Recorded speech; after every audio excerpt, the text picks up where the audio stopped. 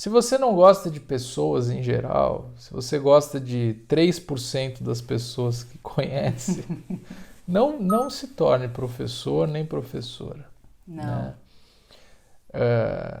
Essa profissão exige lidar com diferentes, é uma bela gestão da diversidade, Sim. né? E nos ensina muito, e esse processo é mágico, sabe? Então, não gostar de humanos também fica visível. Isso afasta as pessoas que não vão se conectar contigo, né? Agora, voltando só um pouquinho, professora Aline, é só com um conhecimento mais sofisticado no assunto, que ele vem com o tempo, que você vai conseguir se soltar um pouco mais em sala de aula, Sim. brincar um pouco mais, utilizar o humor, Sim. tornar o ambiente mais relaxado. E conseguir se sair dessas situações que podem ser embaraçosas no começo, né? É verdade. Tem uma dica importante. Quando as pessoas fazem perguntas, numa primeira instância elas podem querer uma resposta muito precisa e tudo Uhum. mais. Mas numa segunda instância, no mínimo, elas querem que você traga luz Uhum. sobre algum assunto. Sim. Que você traga uma avenida de possibilidades, de reflexões, que você contribua de alguma maneira com ela. Então, mesmo se você não souber exatamente uma resposta, Sim. o aluno vai se sentir abraçado se você colocar um tijolinho nessa construção do pensamento dele.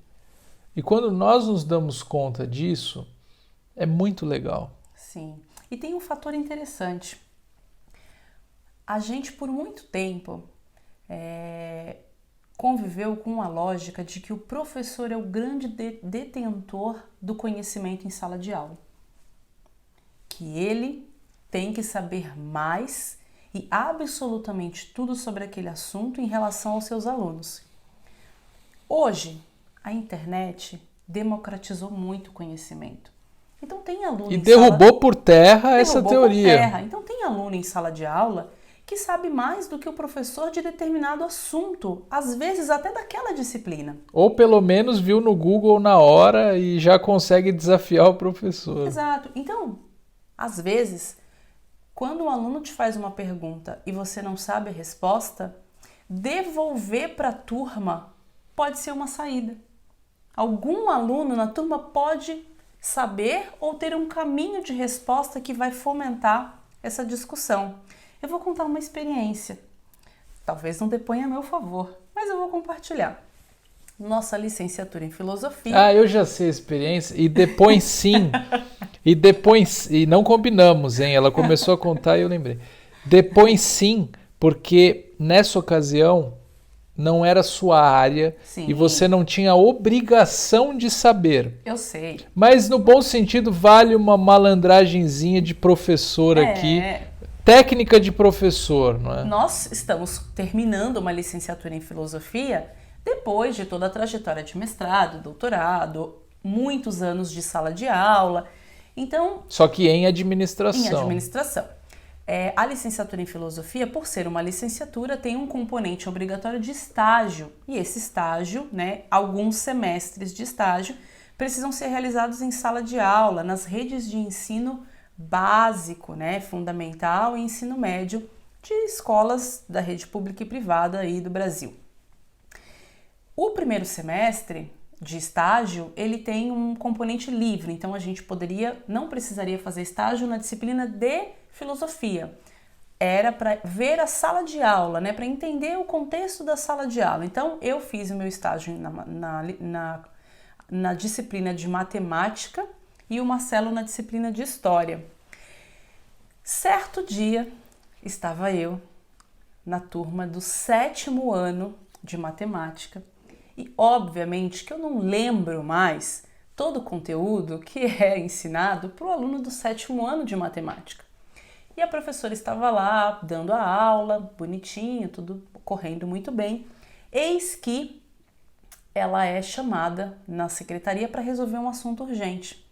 A estagiária Aline é convocada para dar sequência à atividade. E ela falou, olha, então, gente, abram a apostila na página X e resolvam os exercícios dessa página. A Aline vai ficar aqui com vocês, e saiu. Eis que uma aluna me chama e fala, olha, por favor, me ajuda com esse exercício aqui. Eu olhei, eu não fazia a menor ideia do que estava acontecendo. Sem obrigação de saber. Naquele caderno de atividades.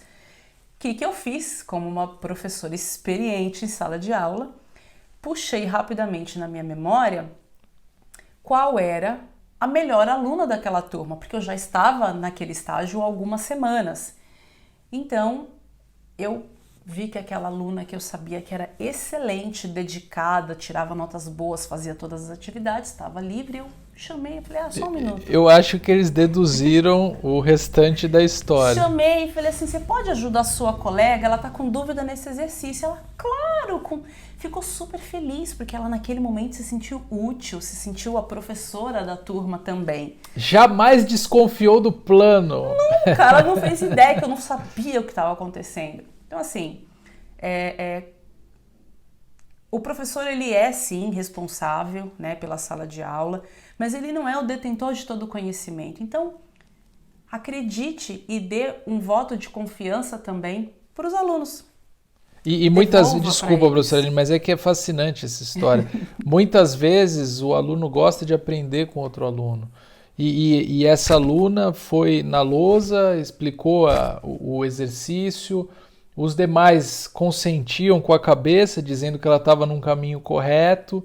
Depois a Aline confirmou isso no retorno da professora e tudo acabou bem. Então a Aline teve todo um cuidado para cumprir a grande missão que era que os alunos alcançassem o conhecimento sobre aquilo. Olha que interessante essa história. Matemática ainda.